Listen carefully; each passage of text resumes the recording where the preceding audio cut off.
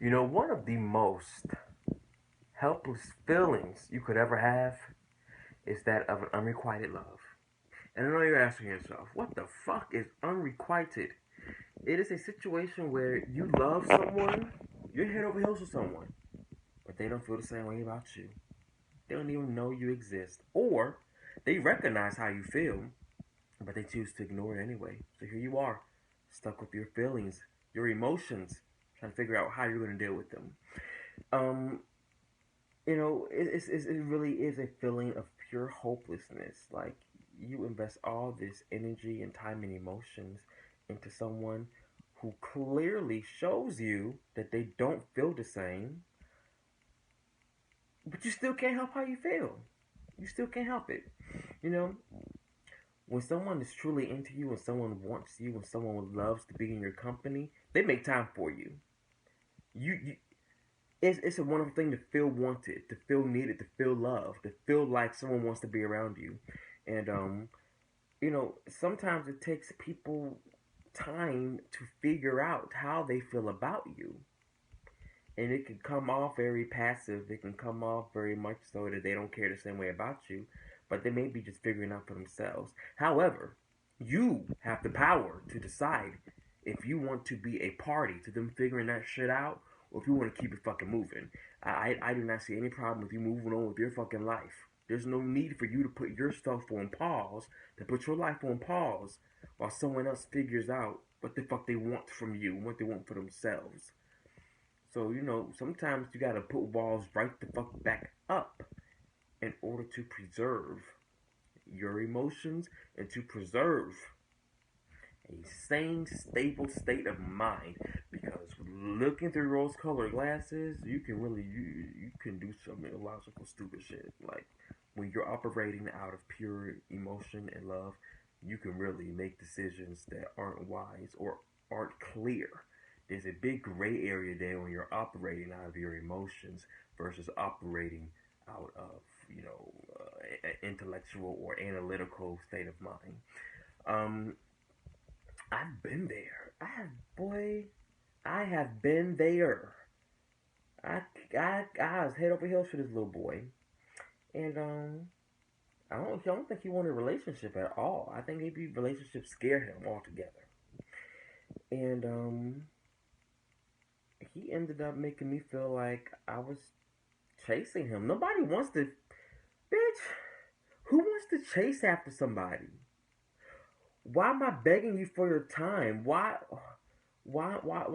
is there always an excuse as to why we can't hang out or I feel like you're avoiding me? If you have those feelings, they're probably avoiding you. If you feel like someone isn't giving you time, but they always have time for everything else, they're probably not into you. And you got to look for those signs and handle yourself accordingly.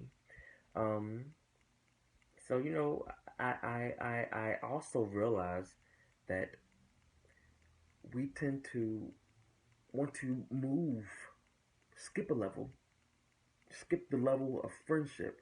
We want to skip friends and go right into romance. Skip being friends and go right into relationships.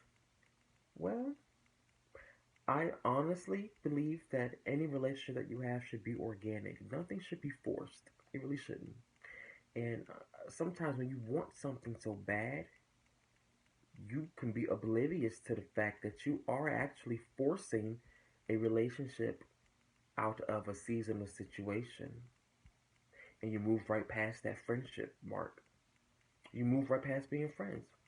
How can you honestly figure out if you care for this individual if you're not even friends?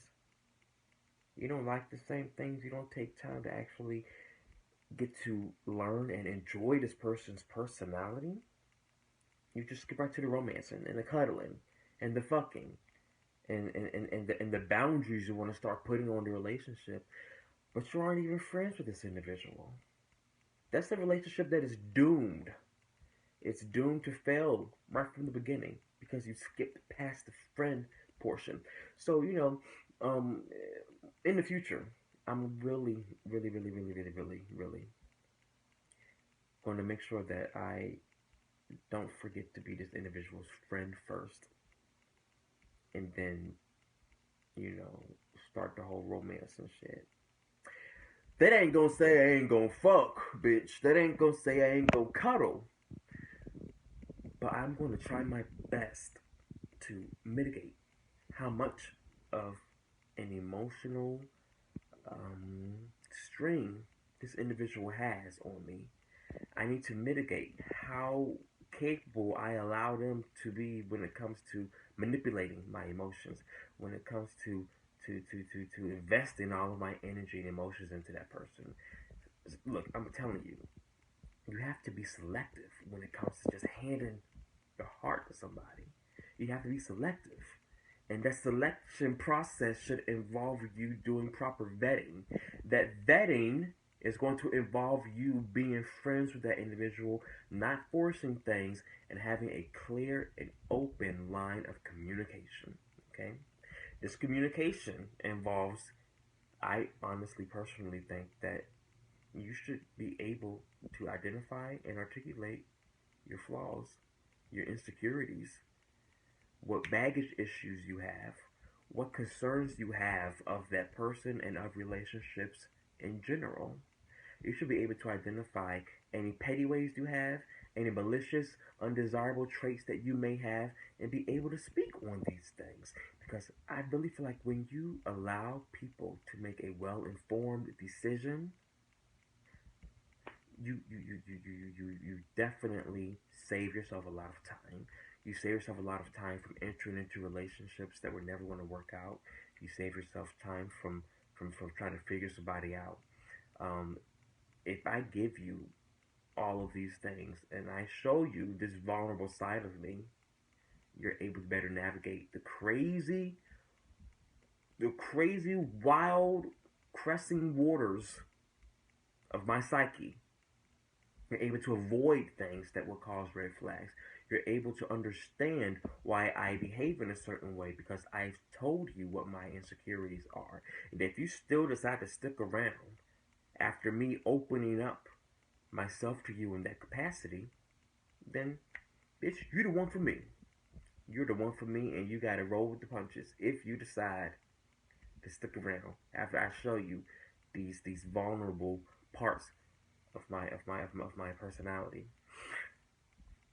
There's nothing wrong with being vulnerable. There's nothing wrong with showing someone who you are. There's nothing wrong with that at all. The caution that I stress is, again, how much of your emotions do you turn over to this person? What walls do you keep up to ensure that this person doesn't drive you crazy? That all of a sudden this person doesn't text you, you're like, shit, what are they doing? Are they cheating? What's wrong with me? Like, none of that fucking shit. None of that shit. Can't do it. I can't. Honestly, I can't. So, that's my little, I guess, relationship tidbit. I know one asks the question, well, bitch, are you in a relationship? No. But, for the longest time, I haven't been open to it. I wasn't ready for it. I knew that I would have been a complete void. A void needing constant attention. A void that didn't know who he was and what he wanted. A void that would have been looking for validation from my mate. Looking for them to complete me. And I wouldn't have been able to give them the same in return. So I would have literally caused a lot of men to be jaded, which is why I've been single up until this point. So you know when you know yourself, you can handle yourself accordingly.